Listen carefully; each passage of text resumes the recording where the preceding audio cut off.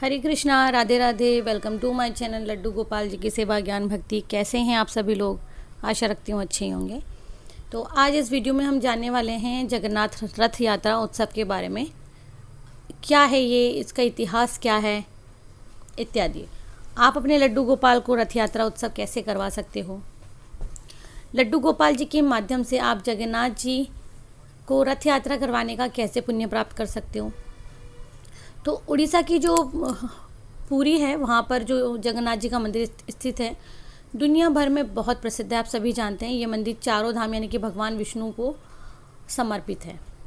और ये भी कहा जाता है कि मृत्यु से पहले हर सनातनी यानी कि हिंदू को चारों धाम की यात्रा ज़रूर करनी चाहिए, इससे मोक्ष की प्राप्ति होती है। तो जगन्नाथपुरी में भगवान विष्णु के अवतार श्री कृष्ण जी का मंदिर है, जो बहुत ज़्यादा बड़ा है, विशाल है, हज़ारों साल पुराना है। और इस मंदिर का जो मुख्य जो आकर्षण का केंद्र है वो जगन्नाथपुरी की रथ यात्रा का है।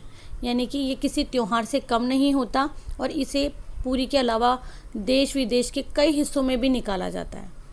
तो कब निकाली जाएगी इस साल रथ यात्रा, वो हम जान लेते हैं। तो जगन्नाथ जी की जो रथ यात्रा है, हर साल आषाढ़ का महीना जो होता है उसमें, यानी कि जुलाई महीने के जो दूसरा दिन होता है ना जुलाई महीने का, शुक्ल पक्ष का, उस दिन निकाली जाती है। तो इस साल ये 1 जुलाई को निकाली जा रही है 2022 को। और रथ यात्रा का जो महोत्सव है ये 10 दिन का होता है, जो शुक्ल पक्ष की 11 के दिन समाप्त हो जाता है। तो इस दौरान पुरी में बहुत सारे लोग होते हैं, बहुत सारे वहाँ के बासिंदे होते हैं और भी बहुत दूर दूर से लोग वहाँ पहुँचते हैं और इस महा आयोजन का हिस्सा बनते हैं। इस दिन भगवान जो श्री कृष्ण हैं, बलराम हैं, उनकी बहन सुभद्रा है, इन तीनों को रथ में बिठाते हैं और इन तीनों को गुड़ीचा मंदिर ले जाया जाता है। तीनों रथों को भव्य रूप से सजाया जाता है, जिसकी तैयारी महीनों पहले से शुरू हो जाती है। ये जो रथ होते हैं ये लकड़ी से बने होते हैं। अब हम रथ यात्रा के बारे में जानते हैं। इससे बहुत सी कथाएं जुड़ी हैं, जिसके कारण इस महोत्सव का आयोजन होता है। कुछ लोगों का मानना है कि कृष्ण की बहन सुभद्रा अपने मायके आती है और अपने भाइयों से नगर भ्रमण करने की इच्छा व्यक्त करती है। तब कृष्ण बलराम सुभद्रा के साथ में रथ पर सवार होते हैं और नगर घूमने जाते हैं। इसी के बाद से रथ यात्रा का पर्व शुरू हुआ है। पहला तो यह है। इसके अलावा ये भी कहा जाता है कि गुड़ीचा मंदिर में स्थित जो देवी कृष्ण की मासी है, जो तीनों को अपने घर आने का निमंत्रण देती है। श्री कृष्ण और बलराम सुभद्रा के साथ अपनी मासी के घर जाते हैं 10 दिन के लिए रहने के लिए। और कुछ लोगों का मानना ये भी है कि इस दिन श्री कृष्ण ने कंस का वध करके अपनी प्रजा को दर्शन देने के लिए बलराम के साथ मथुरा से रथ यात्रा निकाली थी। तो देखिए कितने सारे अर्थ जुड़े हैं, कितने सारे रीज़न हैं। वहीं पर कुछ लोग ये भी कहते हैं कि कृष्ण की जो रानियाँ हैं, माता रोहिणी हैं, उनको रासलीला सुनाना चाहती थी। तभी माता रोहिणी को लगा कि कृष्ण की गोपियों के साथ में रासलीला के बारे में सुभद्रा को नहीं सुनाना चाहिए, इसलिए उन्होंने सुभद्रा और कृष्ण और बलराम के साथ में रथ यात्रा के लिए उन्हें भेज दिया था। तभी वहाँ पर नारद जी प्रकट हुए थे और तीनों को एक साथ देख करके प्रसन्नचित्त हो गए थे। फिर उन्होंने प्रार्थना की थी कि इन तीनों के ऐसे ही दर्शन हर साल होने चाहिए। तो उनकी ये प्रार्थना भी उन्होंने सुन ली और रथ यात्रा के द्वारा इन तीनों के दर्शन सबको हर साल होते ही रहते हैं, आप सभी जानते हैं। अब जगन्नाथ मंदिर के इतिहास के बारे में हम जान लेते हैं। साथ में ये भी कहा जाता है कि श्री कृष्ण के देहांत के बाद उनके पार्थिव शरीर को द्वारिका लाया गया। तब बलराम अपने भाई की मृत्यु से बहुत दुखी हुए थे, अत्यंत दुख हुआ उन्हें, और कृष्ण के शरीर को लेकर समुद्र में कूद गए थे। वहीं उनके पीछे पीछे सुभद्रा जी भी चली गई थी। और इसी समय भारत का जो पूर्व वाला स्थित जो पुरी था, वहाँ का जो राजा था इंद्रद्युम्न, उसको सपने में ये सपना आता है, मतलब कि भगवान का शरीर समुद्र में तैर रहा है, तो उन्हें यहाँ कृष्ण की एक विशाल प्रतिमा बनवानी चाहिए और मंदिर का निर्माण करवाना चाहिए। उन्हें ऐसा स्वप्न आया और देवदूत उन्हें आकर स्वप्न में बोल के गए हैं। तो कृष्ण के साथ में बलराम और सुभद्रा की लकड़ी की प्रतिमा उन्हें बनानी चाहिए और श्री कृष्ण की अस्थियों को उसी प्रतिमा के पीछे छेद करके रखी जानी चाहिए। तो राजा का ये सपना भी सच हुआ, उन्हें कृष्ण की अस्थियाँ मिली। लेकिन अब वे सोचने लगे कि आखिर इस मंदिर का निर्माण कौन करेगा। तो ये भी माना जाता है कि इसके बाद शिल्पकार भगवान विश्वकर्मा एक बड़े के रूप में प्रकट होते हैं और मूर्ति का कार्य शुरू कर देते हैं। तो कार्य शुरू करने से पहले सभी बोलते हैं कि उन्हें काम करते हुए कोई परेशानी नहीं हो, तो बीच में ही काम छोड़कर वे चले जाएंगे। कुछ महीने बाद में जब मूर्ति नहीं बनी, तब उतावले राजा जो इंद्रद्युम्न था, वो बढ़ई के रूप का बढ़ई का जो दरवाज़ा, कमरे का दरवाज़ा था, उसे खोल देता है।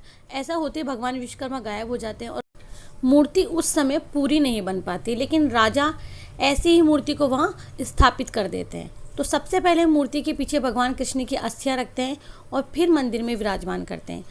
ये जो यात्रा है 3 विशाल रथों में निकाली जाती है। भगवान कृष्ण, बलराम और सुभद्रा का हर साल मूर्तियों के साथ उनको रथ यात्रा भ्रमण करवाया जाता है और भगवान कृष्ण, बलराम और सुभद्रा की प्रतिमा हर 12 साल बाद में बदली जाती हैं। जो नई प्रतिमा रहती हैं वह भी पूरी बनी हुई नहीं रहती हैं। जगन्नाथपुरी का ये जो मंदिर है ना, इकलौता ऐसा मंदिर नहीं है जहाँ 3 भाई बहन एक साथ एक प्रतिमा है, उनकी पूजा अर्चना की जाती है। मतलब एक ऐसा इकलौता मंदिर है ये। आप कहीं भी जाएंगे तो आपको ऐसा मंदिर देखने के लिए नहीं मिलेगा जहाँ पे श्री कृष्ण, बलराम और उनकी बहन सुभद्रा है। मात्र एक मंदिर यही है पुरी में, जगन्नाथ मंदिर। तो जब भी कभी मौका मिले तो आप जगन्नाथ मंदिर का दर्शन ज़रूर से करके आएँ।